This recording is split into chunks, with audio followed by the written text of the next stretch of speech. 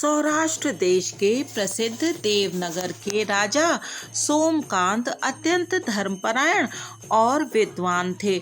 उनकी पत्नी सुधर्मा भी बड़ी सती थी। उनके पुत्र हेमकंठ भी बहुत पराक्रमी और विद्या विनय संपन्न थे। राजा सोमकांत के 5 अमात्य अर्थात मंत्री राजा की प्रत्येक रीति से सेवा किया करते थे। प्रजा बहुत सुखी और समृद्ध थी, किंतु सहसा राजा सोमकांत को गलित कुष्ठ हो गया। उनके शरीर में सर्वत्र घाव हो गए, उनसे रक्त और पीप बहने लगा। नरेश ने प्रख्यात चिकित्सकों को बुलाकर बहुत उपचार कराया, किंतु उनसे उनको कोई लाभ नहीं हुआ। नरेश अत्यंत निर्बल तो हो गए, उनके घाव में कीड़े पड़ गए और उनसे दुर्गंध निकलने लगी। तब राजा ने बहुत दुखी होकर अपना जीवन वन में जाकर बिताने का निश्चय किया और अपने पुत्र हेमकंठ को अनेक प्रकार से आचार, धर्म और नीति की शिक्षा दी और उसे राज्य पद पर बैठा दिया अर्थात राजा बना दिया। और उसके बाद अपने अमात्यों को राज्य को सही तरीके से संचालित करने का आदेश देकर वो अपनी पत्नी और 2 अमात्यों यानी मंत्रियों के साथ वन में चले गए। वन में जाकर वो बहुत निराश, चिंतित और दुखी थे। जब वो लोग एक बहुत घने वन में पहुंचे तो राजा सोमकांत यात्रा के कष्ट से अत्यंत दुखी हो गए और वो लेट गए। उनकी पत्नी सुधर्मा उनके चरण दबाने लगी। मंत्री फल फूल लेने के लिए चले गए। तभी वहाँ जल भरने के लिए एक ऋषि कुमार आए। महान सती सुधर्मा जी ने उन ऋषि कुमार से पूछा कि हे ऋषि पुत्र, आप किसके पुत्र हैं और यहाँ कैसे पधारे हैं? तब उन ऋषि पुत्र ने कहा कि मैं महात्मा भृगु की सती पत्नी पुलोमा का पुत्र हूँ और यहाँ जल भरने आया हूँ। आप लोग कौन हैं और इस घने वन में क्या कर रहे हैं? तब बहुत दुखी होते हुए सुधर्मा ने अपने पति के बारे में सारी बातें बताई और पूर्ण परिचय दिया और उन ऋषि कुमार च्यवन जी से कहा, हे महात्मन, परम प्रतापी, समस्त ऐश्वर्यों का उपभोग करने वाले मेरे स्वामी पता नहीं किस कर्म का फल भोग रहे हैं। ऋषि तो स्वाभाविक ही दयालु होते हैं। आप दयापूर्वक हमारे कल्याण का कोई उपाय कीजिए। और रानी बहुत दुखी होकर रोने लगी। तब मुनिपुत्र च्यवन जी ने चुपचाप सरोवर के जल से कलश भरा और शीघ्रता से आश्रम पहुँचे। वहाँ महर्षि भृगु ने उनसे विलंब का कारण पूछा तो उन्होंने राजा सोमकांत की दुर्दशा और उनकी पत्नी की अद्भुत सेवा का अत्यंत करुण विवरण सुनाया। तब कृपामय महात्मा भृगु ने अपने पुत्र से कहा, बेटा, तुम उन लोगों को यहीं लेकर आओ। च्यवन पुनः सरोवर तट पर पहुंचे और तब तक राजा के दोनों मंत्री भी वहां आ गए थे। तब च्यवन ऋषि ने महारानी सुधर्मा से कहा कि मेरे तपस्वी पिता ने आप लोगों को आश्रम में बुलाया है। वो सब लोग आश्रम पहुंचे और वहां महात्मा भृगु को प्रणाम आदि किया। भृगु जी ने उन लोगों का स्वागत किया और उनसे भोजन और विश्राम आदि करने को कहा। अगले दिन राजा सोमकांत अपनी पत्नी और अपने मंत्रियों के साथ दैनिक कार्यों से निवृत्त होकर महात्मा भृगु जी के चरणों में जा बैठे और उनसे अपनी दुर्दशा का कारण पूछा। तब महात्मा भृगु ने उन्हें बताया कि पूर्व काल में वो विंध्यागिरी के निकट कोल्हार नामक सुंदर नगर में चिद्रूप नाम के एक वैश्य के पुत्र थे। उनका नाम कामत था। सुंदरी कुटुंबनी नामक स्त्री से उनका विवाह हुआ था। कामत की वो कुटुम्बिनी नामक सुंदरी और सती स्त्री थी। उससे उन्हें 7 कन्याएं और 5 पुत्र उत्पन्न हुए। महर्षि भृगु ने राजा सोमकांत से कहा, कुछ समय बाद तुम्हारे पिता चित्ररूप का शरीरांत हो गया और तुम्हारी पतिपरायणा माता सुभगा अपने पति के साथ सती हो गईं। तुम धन संपन्न और पूर्ण स्वतंत्र थे। दुराचरण में तुमने अपना सर्वस्व नष्ट कर दिया, यहाँ तक कि घर भी बिक गया। तुम्हारी सरला पत्नी समझाती पर तुम उसकी उपेक्षा कर देते। विवशता वह अपनी संतानों के साथ अपने पिता के घर जाकर जीवन निर्वाह करने लगी। तुम बहुत दुराचारी थे और बलपूर्वक दूसरों का धन छीनकर मद्य, मांस और पर स्त्री का सेवन करते थे। जब तुम्हारी दुष्टता पराकाष्ठा पर पहुंच गई, तब राजा की आज्ञा से तुम्हें नगर से निर्वासित कर दिया गया। तुम वन में चले गए और वहां जाकर दस्यु जीवन व्यतीत करने लगे। तुमसे भयभीत होकर मनुष्य ही नहीं, पशु भी प्राण बचाकर भागते थे। तुम पर्वत की गुफा में रहते थे। तुम्हारे ससुर ने तुमसे भयभीत होकर तुम्हारी पत्नी और बच्चों को तुम्हारे पास पहुंचा दिया। तुम्हारी पत्नी के पास वस्त्राभरण थे और तुम्हारे पुत्र भी तेजस्वी थे, लेकिन तुम रात में यात्रियों को लूटकर उनके धन और स्त्री का उपभोग करते थे। तुम सर्वथा निर्दयी और हृदयहीन हो गए थे। एक बार एक ब्राह्मण अपनी युवती पत्नी के साथ उधर से जा रहा था। तुमने उन्हें पकड़ लिया। ब्राह्मण ने तुमसे बहुत करुण प्रार्थना की, धर्म का उपदेश दिया, पर तुम पर उसका कोई प्रभाव नहीं पड़ा। तुमने उन दीन ब्राह्मण देवता का मस्तक उतार दिया और इसी प्रकार तुम प्रतिदिन स्त्री, वृद्ध और बालकों की निर्दयता पूर्वक हत्या करते रहे। तुम सर्वथा विवेक भ्रष्ट हो गए थे। देखते ही देखते तुम्हारा यौवन जो हत्या, लूट, परधन और पर स्त्री के भोग में बीता था, उस पर वृद्धावस्था आ गई। अब इस स्थिति में तुम्हारा कोई स्वजन और हितैषी नहीं रहा। पुत्र और नौकर आदि सभी तुम्हारा तिरस्कार करने लगे। तुम निरंतर दुखी रहने लगे और तुमने सोचा कि मैं अपना सारा धन दान में दे दूंगा। तुम्हारी प्रार्थना से एक ब्राह्मण तुम्हारे पास वन में गए।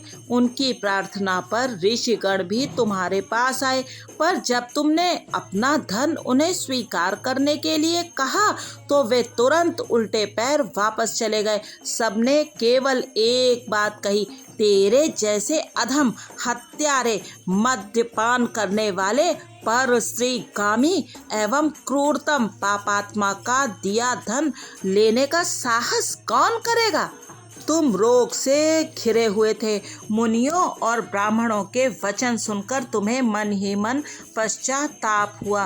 तुम्हारा हृदय हाहाकार करने लगा, पर तुम्हारा कोई वश चल नहीं पा रहा था। तुम्हारे पास चांदी, सोना, रत्न सब कुछ था, किंतु तुम्हारे हृदय में शांति नहीं थी। तब कुछ दयालु ब्राह्मणों ने तुम पर अत्यंत दीन भाव से तुम्हें एक परामर्श दिया कि तुम किसी गणेश मंदिर का जीर्णोद्धार करवाओ, और तुमने उनके परामर्श से एक पुरातन गणेश मंदिर का जीर्णोद्धार करवाया। मंदिर के भव्य और आकर्षक बनवाने में तुम्हारा सारा धन समाप्त हो गया। कुछ तुम्हारी स्त्री और कुछ तुम्हारे पुत्रों और मित्रों ने ले लिया। कुछ ही समय बाद तुम्हारा देहावसान हो गया। यमदूतों ने तुम्हें बहुत यातना दी। यम के पूछने पर तुमने पहले पुण्य कर्मों का फल प्राप्त करना स्वीकार किया। फलतः अत्यधिक कांतिपूर्ण गणेश मंदिर का जीर्णोद्धार कराने के कारण तुम सुंदर राजा सोमकांत हुए और तुम्हें अत्यंत रूपवती धर्मपत्नी भी प्राप्त हो गई। दया की मूर्ति महर्षि भृगु राजा सोमकांत को उसके पूर्वजन्म का वृत्तांत सुना रहे थे, किंतु उसे ऋषि वचनों पर विश्वास नहीं हुआ। राजा के मन में संदेह उत्पन्न होते ही उसके शरीर से विविध रंग के पक्षी निकल पड़े और उनके अंग प्रत्यंग नोच नोच कर खाने लगे। दुख से छटपटाते हुए राजा ने महामुनि भृगु से करुण प्रार्थना की, मुनिनाथ, आपके इस वन में पशु भी अपना सहज वैर त्याग देते हैं, फिर आपकी शरण में आए मुझ कुष्ठी को ये पक्षी कष्ट क्यों दे रहे हैं? आप कृपा पूर्वक मेरी रक्षा करें। तब महर्षि भृगु ने कहा, तुमने मेरे वचन पर संदेह किया, इस कारण मैंने तुम्हें इतना अनुभव करा दिया। अब ये पक्षी शीघ्र ही चले जाएंगे। महर्षि ने क्षण भर ध्यानस्थ होने के बाद कहा, तुम्हारे पातक महान हैं, तथापि मैं उन्हें दूर करने का उपाय बताऊंगा। महामुनि भृगु के उच्चारण करते ही समस्त पक्षी अंतर्ध्यान हो गए। तदंतर महात्मा भृगु ने राजा सोमकांत को गणेश जी का अष्टोत्तर शतनाम सुनाया और उससे अभिमंत्रित जल राजा के शरीर पर छिड़क दिया।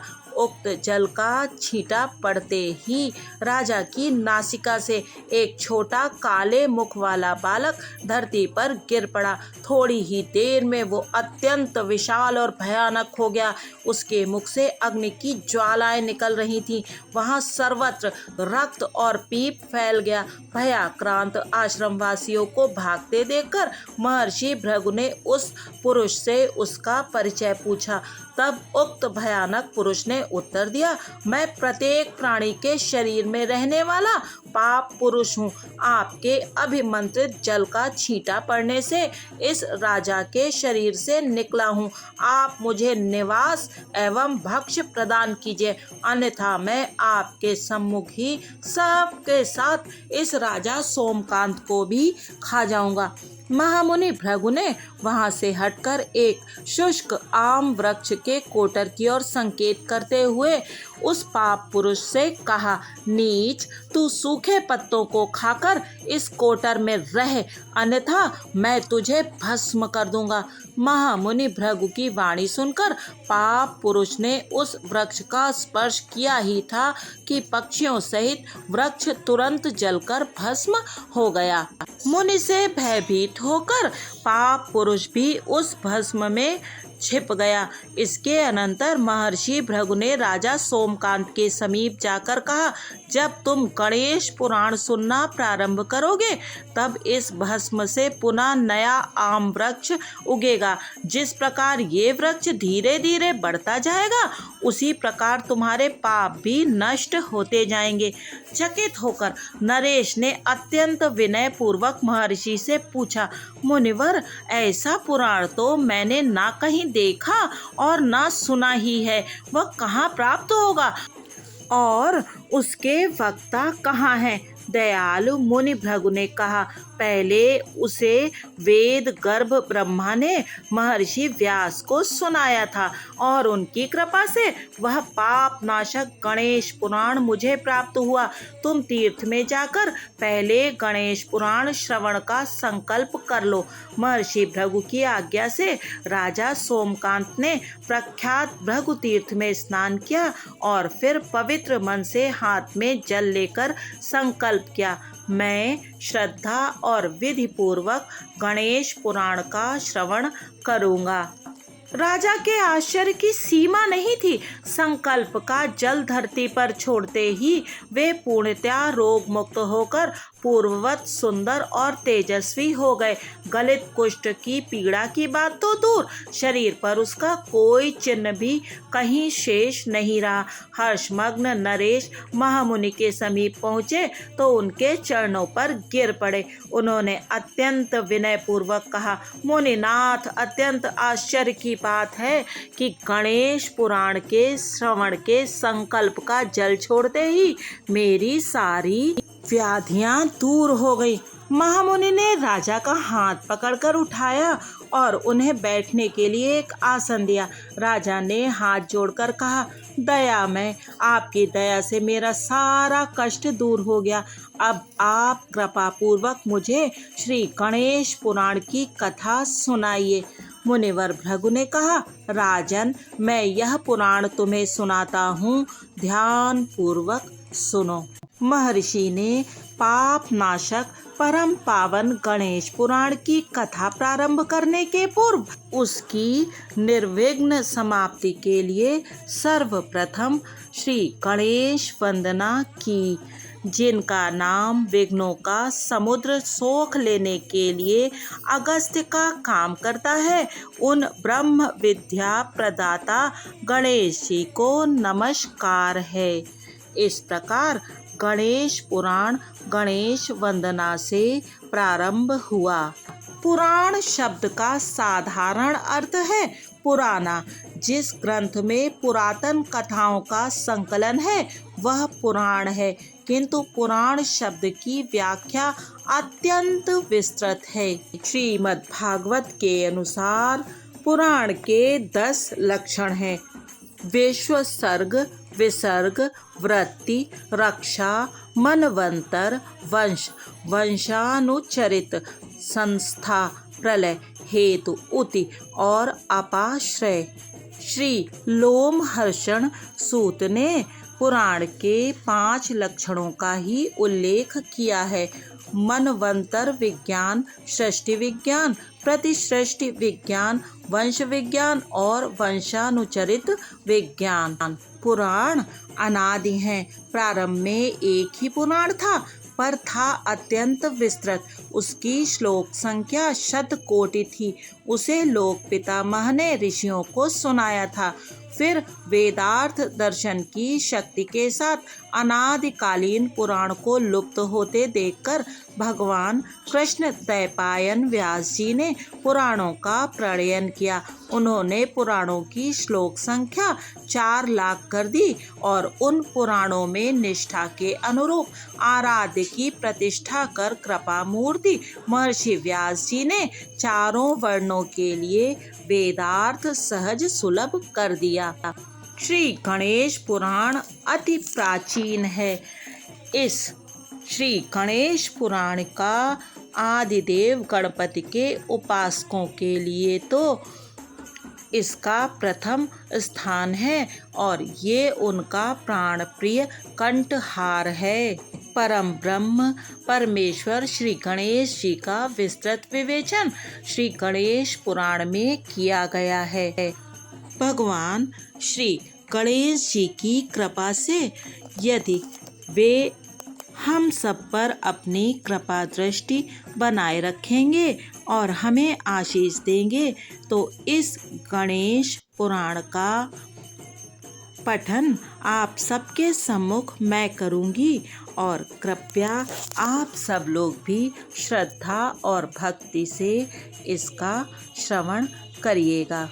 कहते हैं इस अत्यंत उत्तम श्री गणेश पुराण का पठन और श्रवण करने से समस्त पाप नष्ट हो जाते हैं और उसके सभी रोग और शोक दूर हो जाते हैं। गणेश भगवान की जय।